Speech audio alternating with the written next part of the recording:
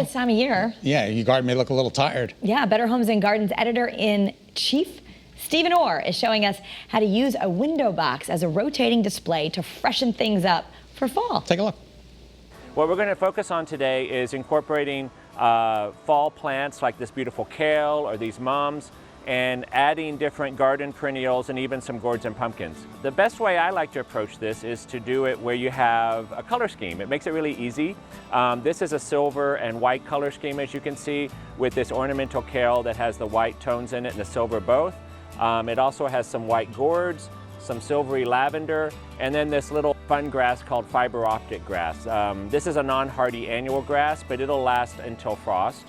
And this thing will be looking great all the way till snow happens, and then you can rotate it out. We were inspired by this wine-colored chrysanthemum and paired it with a heuchera, which is a garden perennial, and also a juga, which is another garden perennial. One of the things you really want to pay attention to is texture. On this one, I like the frilly kale leaves that are really ruffled, combined with the lavender silver, and also with this really, really wispy fiber optic grass. That really makes a nice combination of textures. This one also has the mums and then the dark heuchera leaves mixed with the ajuga, the ground cover.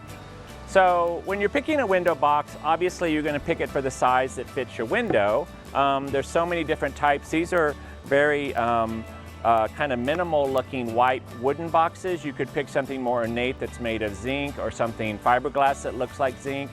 You can also pick kind of a metal, an open metal container basket that you can line with cocoa fiber. Any of these are great, and they really should kind of match your style of your house.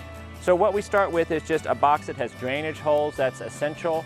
If you want to, you can line that with a piece of plastic, especially if your box doesn't come out easily if it's bolted in. You might want to line it with a piece of plastic that will let you kind of pull the contents out and replace it.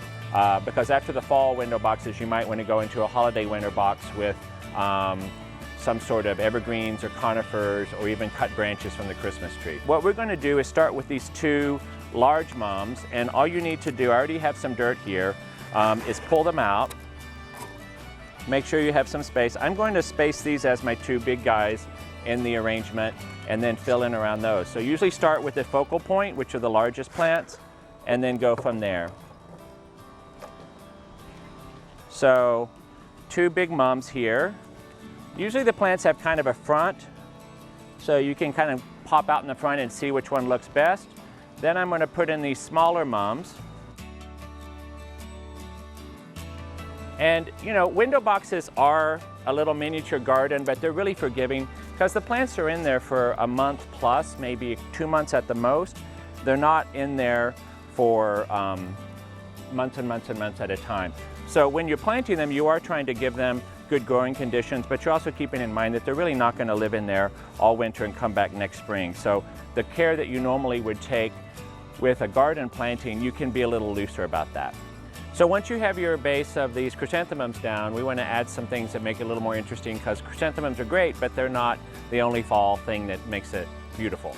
So we're going to add in some ornamental peppers, these beautiful yellow ones. There's all sorts of colors and varieties. When you're making the window box, you can kind of aim your plants slightly forward just to get a little more flower action, so that you get the full effect of the flowers by kind of pitching them forward a little bit, since no one's going to be seeing them from the back. Then you can pop in a few more peppers. And you can really pack the peppers in. They will not grow that much in a couple of months, which is how much time most of these things are spending in here.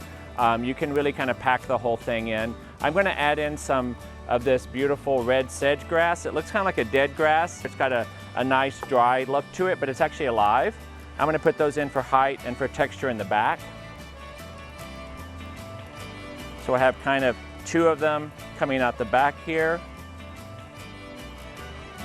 And then I'm going to start on the gourds. So I'll be doing this from the back. You'll be doing it from the front, which is a little bit easier. So what you do is you just pop the gourds in, and really wherever you can find a spot for them. These are these great winged gourds, which are really bizarre looking, have great color. Small pumpkins, more of the small gourds. and you're just trying to make kind of a centerpiece of the different squashes and gourds. When you're done with the window box, and let's say you're kind of transitioning from Thanksgiving into Christmas, you can just lift out the contents of this box by pulling up the plastic liner, or if you're not using a plastic liner, just pull the plants out, plant anything that you want in the garden that's a garden plant, get rid of anything that's an annual, and then you're able to transition into some nice evergreens or conifers or something with some red berries for the holiday.